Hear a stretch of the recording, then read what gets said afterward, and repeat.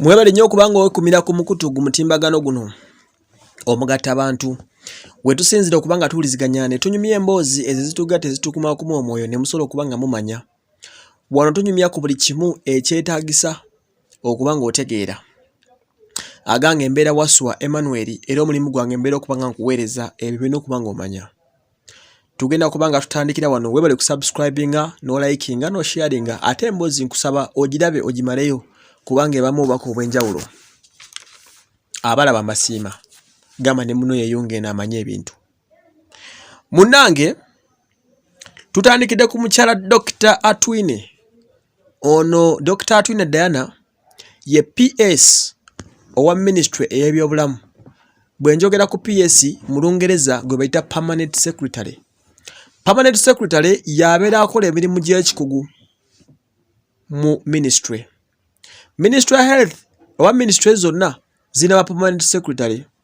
Ministry y'ebyobulamu erina agikulembera ye mukyala Jenny Ruth Acheng ye minister wabula permanent secretary adumira emirimu ye mukyala Dr. Diana Atwine era nga bana bakyala basatu ababaddewo oyo ne Nabbanja ne Jenny Ruth Acheng be babaddewo mu biseera byonna bwe tubadde nga tulwanyisa COVID-19. Omukyalo n'avuddeyo n'alangira bannayuganda n'abakolimira obutasiima n'agamba bannayuganda nti lwaki temusiima, lwaki buli kaseera mbeera mbavuma, lwaki buli kaseera mbeera mbalangira obubbi, lwaki mbamalamu amaanyi.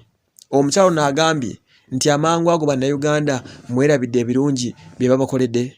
Omukyalo agambye nti nga bateekawo feesi zaabwe nga bayiwawo omubiri okusobola okuba nga balwanyisa COVID-19. Naye kisinga okubeewuunyisa nti essaawa zino bannayuganda babakyusiza amafumu buli omu akola kimu kya kubavuma na kubalangira bubbi nga balidde ssente za Ministry of Health. Dr. Atwine ekisooka kya byonna bwayogera statement bwetyo owulira nga mutuufu ng'omuntu alumwa lwaki bamuvuma. Naye bw'oddamu ne weetegereza ebintu Dr. Atwine ne ttiimu ye bwe bali mu Ministry of Health ebintu baasooka ne babikola nga COVID yakajja ne biyimirira era ne tubiraba.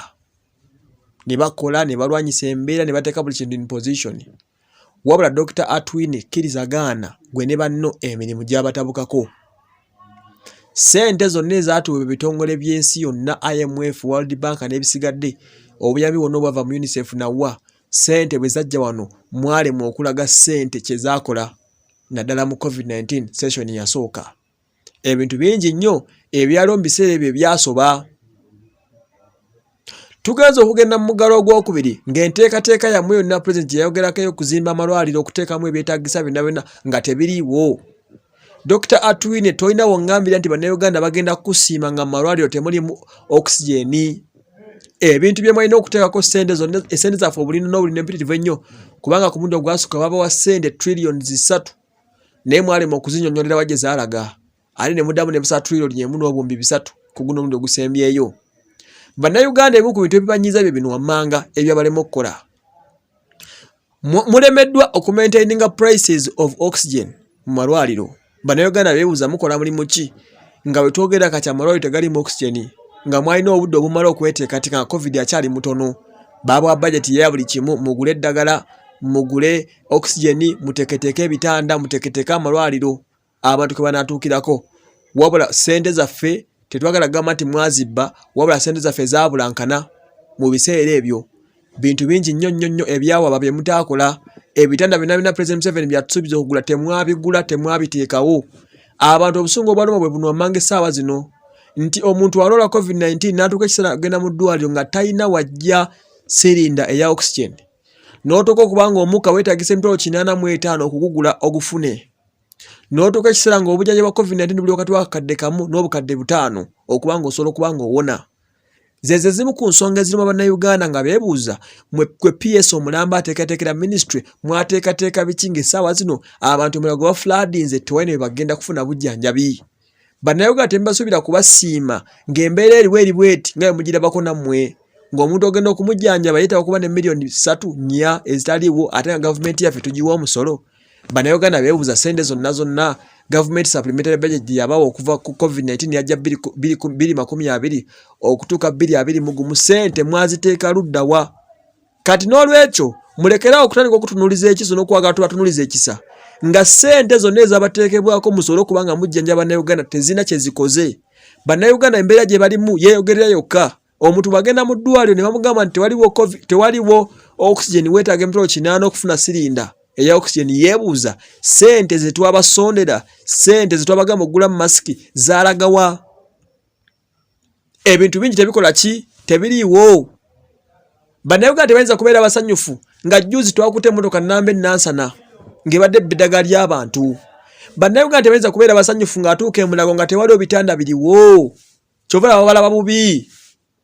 Dr. Atwine, Jane Luther Achenge, mwe mwali mu ministry mwe mwakulembera olutalo, mwali mu kumanaginga sente z'eggwanga ne zibulankanyizibwa ababakolera ne bamafiya abali mu gavumenti eno. Ebimu ku bintu ebinyisa bannayuganda ne bagamba nti muli babi nnyo kyova olaba essaazi omutandisa okkaaba. Ate nga mukyakaabira ddala kubanga omusaayi gw'Abannayuganda mungi gugenze, obulamu bw'Abannayuganda bungi bufudde olw'okuba nti mwagayala sente zaffe ne muzisaagiramu. Okiwulira? Kati Abannayuganda batuufu okubanenya n'okubavunaana olw'ensonga mwalemwa okulaga embalirira ya sente zaffe ne sente zaffe gye zaalaga. Okiwulira? Singa essaawa zino abantu badde balina oxygen ng'amala ne bwe yandibadde mutono kale twandiwuliriza, naye nga wabeera omutono agulikako. Naye ogamba otya omuntu agule sirinda oxygen emu ku mitwalo 85? Ogamba otya omuntu okufuna ekitanda ekimu bwe kiti mu Mulago weetaaga miliyoni 2 eddwaliro ery'eggwanga? Mugamba muti abantu bwe bagenda mu malwaliro beetaaga kubanga besasulira buli kimu. Mmwe nga abatola ministry mulina okuba nga musobola controllinga private clinics ne private hospitals zonna. Lwaki mu private hospitals bakyajinga nga bwe baagala? COVID-19 no mumulese n'afuuka business nemba nga buli kintu abantu bakikola nga bwe baagadde. Ekyo ekintu kinyizza nnyo Bannayuganda ne baba nga babatunulira ne liise ebbi. Kyova olabalangira obubbi buli omuyita temukyana kye muyinza kuddamu kugamba nsi. Tolina kuva otandika tuka abiri, olina kusituka lunaku lumu kukeera ku makya n'oteereza emirimu gyonna egyasoba mu ministry yo kubanga gwe tekiniko. Toyinza kutugamba nti abasawo bamaze emyezi n'emyezi nga tebafuna nsimbi zaabulira luddawa. Sente zalina okukola bye zalina okukola temwazikola. Up to now nawedde President Museveni ng'abuuza ne ku speech ya Sembyo ng'ali mu kusaba ng'ababuuza nti Dr. Atwine jangu otunyonyole sente z'abaana ziri luddawa zibadde nga bakolera eza risk takers mwali mutaddewo. Kati ogenda bibala abalamu ng'abakozi babonaabona abasawo basula nga batunula mwe waggulu mwali mukolayo ki? Kati Bannayuganda babeera banyiivu ne bakutunuuliza eriisa ebbi tobanenya. Embeera gye tulimu mwagitumamu twabanyigira lwekyo. Sente zaffe zonasona nyingi zaalagawa. Obumbi 22 Bannayuganda baabusona ne tubawa mwabuteeka luddawa. Bantu banyiivu nnyo obwavu bulinga obwavu. Minisitule zonna zaali mu kutufaako. Kaakati lwaki tebaakunyiigire? Okitegedde? Kati muleme kukolima bukolimi nti Bannayuganda babi, Bannayuganda tebabafuddeko. Mmwe mutatufuddeeko, mmwe ne state mwatulekerera. Mwe mmanyi nze Wasu Emmanuel ffe tubagambyeko kyekyo. Kati mufo ky'okukolima mukole ebintu ebyetaagisa.